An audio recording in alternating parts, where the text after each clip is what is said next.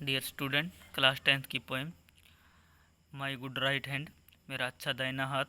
तो यहाँ पर गुड राइट हैंड का मतलब है मेरा अच्छा दाहिना हाथ है, लेकिन यहाँ पर ये लेखक कहना चाहता है कि मेरे परिश्रम यानी मेरी मेहनत।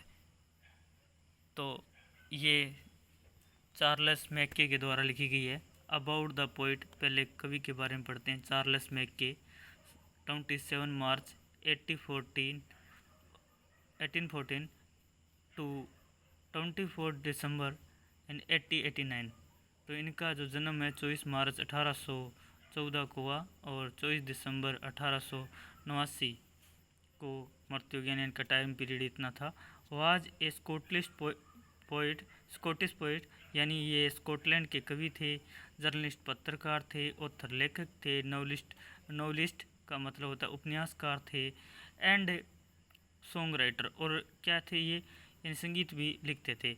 मैक्के is mainly remember for his book, McKay को मुख्य रूप से उनकी किताब के लिए याद किया जाता है। उनकी किताब का नाम आगे दे रखा है extra ordinary popular delusion and the madness of crowds. तो इसके लिए इनको जाना जाता है, इनकी बुक का नाम था।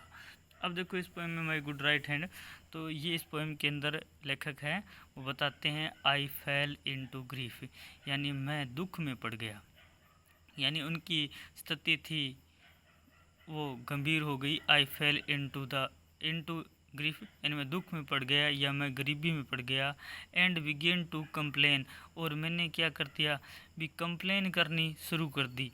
यानी बिगेन मतलब शुरू करना, कंप्लेन मतलब शिकायत।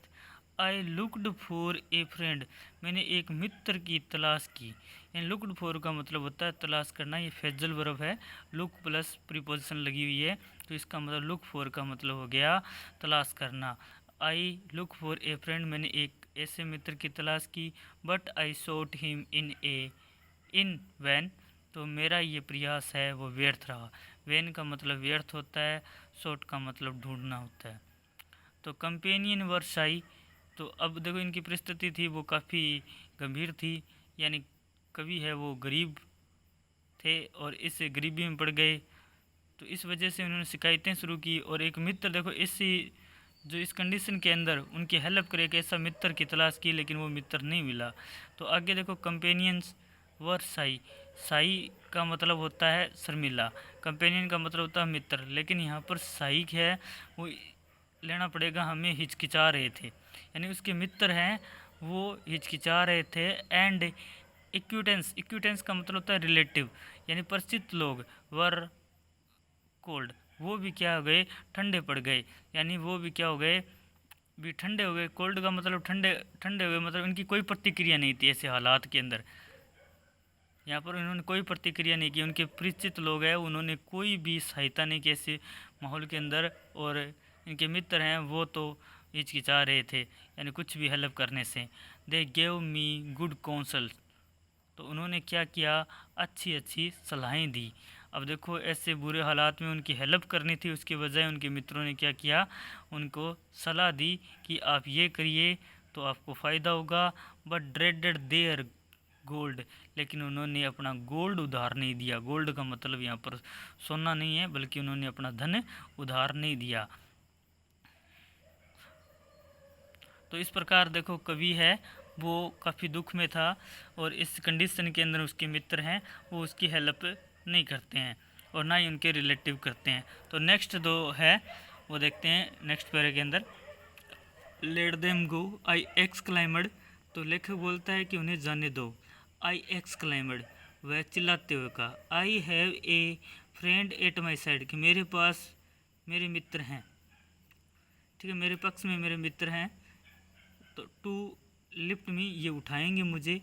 एंड एड मी, एड का मतलब होता है हेल्प करना, तो यही मेरी हेल्प करेंगे। What ever be tied, and जो भी हो वैसी कैसी भी कंडीशन हो उस कंडीशन में यही मेरे मित्र हैं वो हेल्प करेंगे मेरी। To trust to the world is to build on the sand, यानी दुनिया के लोगों पर विश्वास करके रेत पर महल बनाना है, या रेत पर हम कोई चीज़ का निर्माण करना है। तो देखो महल है या घर है वो रेत पर ही बनते हैं, लेकिन देखो यहाँ पर सैंड सीधा बोला है तो कि रेत के ऊपर बनाना, तो कहने का मतलब नीम का उपयोग ना करके सीधा घर बनाना। तो सीधा अगर आप घर बनाओगे तो जिनकी नींव नहीं होती है, नींव मजबूत नहीं होती, तो कहने का मतलब है कि वो घर कभी भी उजड़ सकता है। ठीक उसी प्रकार देखो यहाँ पर क्या है कि अगर आप दूसरों पर विश्वास करोगे तो कभी कामयाब नहीं होगे। इसलिए लेखक का यहाँ सीधा सीधा कहने का मतलब है आत्मनिर्भर बनने के लिए ये जो हमें संदेश देना चाहता है इस पोएम के अंदर। जब भी हम मुश्किल में होंगे तो शायद ही कोई मित्र होगा जो हमारी हेल्प करेगा ऐसी कंडीशन के अंदर। तो पहले हमें परिपूर्ण होना चाहिए, पहले हम तैयार हों कि कोई भी कंडीशन हो हम उस कंडीशन का सामना कर सकते हैं। यानी दोस्तों का, मित्रों का, भाई बहली का या फिर जो भी रिश्तेदार उनका, उन पर विश्वास उचित नहीं है। उचित यही है कि खुद पर विश्वास करो। I shall trust but in a heaven and my good right hand. I shall trust यानी मुझे विश्वास है, बट इन हेवन किस पे है? हेवन का मतलब होता है स्वर्ग। तो यानी स्वर्ग का जो निवासी है ईश्वर, उस पर मेरे को विश्वास है। And my good right hand और मेरे हाथों पर विश्वास है। तो माई कोरेज रिवाइवर्ड मेरा साहस लौट आया। इन माई फॉर्च्यून डिस्पाइट तो मेरे दुर्भाग्य के बावजूद भी। अब बोलता है कि भी मैंने अब विश्वास खुद भी कर लिया तो व्यक्ति का जो दुर्भाग्य था उस होने के बावजूद भी उसका साहस है वो वापस लौट आया। And my hand was as strong as my spirit was light. मेरे हाथ हैं वो उतने ही मजबूत हो गए जितना कि मेरा स्प्राइट का मतलब यहाँ पर मन या आत्मा, मेरी आत्मा खुश हो गई थी। लाइट मतलब प्रसन्न हो गई थी। ठीक है, तो यानी ठीक उसी प्रकार मेरे हाथों में भी देखो जब मेहनत करता है व्यक्ति तो उसका मन भी खुश हो जाता है, उसके साथ साथ उनकी बॉडी भी स्ट्रॉन्ग हो जाती है। ठीक उसी प्रकार ये बोलता है कि मेरा भाग्य भी स्ट्रॉन्ग हो गया था। इट राइज्ड मी फ्रॉम शोरो इसने मुझे दुख से उठाया। इट सेवर्ड मी इसने मुझे सुरक्षित कर दिया। फ्रॉम पेन यानी दर्द से भी सुरक्षित कर दिया, यानी दुख दर्द से दूर कर दिया। इट फीड मी इसने मेरे को क्या किया, इन हाथों ने, इन मेहनत ने, इस मेहनत ने मेरे को क्या किया। फीड का मतलब है फूड यानी भोजन दिया। And clad me cloth clad का मतलब होता है क्लॉथ यानी वस्त्र दिए पहनने के लिए। अगाइंग एंड अगाइंग बार बार यानी जब व्यक्ति मेहनत करता है तो उसे बार बार इस चीज़ की प्राप्ति होती है। तो ठीक आगे देखते हैं। The friend who had left me come back everyone. तो जो मित्र छोड़ के चले गए थे, ठीक है, लेफ्ट मी यानी उसे छोड़ के चले गए थे। लेखक बोलता है मुझे छोड़ के चले गए। कम बैक एवरीवन प्रत्येक एक एक करके वो वापस आ गए। And darkest adviser looked bright as the sun. Darkest का मतलब होता है यहाँ पर सेल्फिश। ठीक है, जो सेल्फिश एडवाइज़र थे, सलाहकार रहे थे। लुक्ड ब्राइट वो जो प्राचीन टाइम में उनसे सलाह दी थी वही जो मित्र वो वापस लौट आ गए थे। Darkest adviser looked bright as the sun और ऐसे चमक रहे थे जैसे कि सूरज चमक रहा हो। आई नीड दैम नो मोर मुझे उनकी आवश्यकता नहीं थी और अधिक आवश्यकता नहीं थी। एज दे ऑल अंडरस्टैंड जैसा कि वह भी इस बात को समझते थे कि उन्हें भी मालूम था इसे अब आवश्यकता नहीं है। आई थैंक दी तो दी का मतलब यहाँ पर यू होगा तो मैं धन्यवाद करता हूँ। तो ये अपने हाथ और अपने आप को ही धन्यवाद कर रहा है। आई ट्रस्ट दी तो मैं मेरे अपने आप पर ही विश्वास करता हूँ या अपने हाथों पर विश्वास करता हूँ। माई गुड राइट हैंड तो मेरे अच्छे दाहिने हाथ, मेरा परिश्रम, मेरा भाग्य। तो इस प्रकार देखो इस पोएम के अंदर हमने कवि ने बताया कि मैं एक बुरी कंडीशन में था, उस कंडीशन में मैंने शिकायतें शुरू की, लेकिन ऐसे माहौल में मैंने एक मेरे हेल्प करने वाले मित्र की तलाश की लेकिन वो व्यर्थ रही। उसके बाद भी लेखक बोलता है कि मैंने जो मेरे मित्र लोग थे वो हिचकिचा रहे थे मुझे पैसा देने से, और जो मेरे रिश्तेदार हैं वो तो एकदम ही मंद पड़ गए थे, उन्होंने कोई प्रतिक्रिया नहीं दी, कोल्ड हो गए थे एकदम। तो उन्होंने सिर्फ इतना ही दिया था, उन्होंने एडवाइस दी थी, सलाह दी थी, लेकिन उन्होंने वो धन नहीं दिया।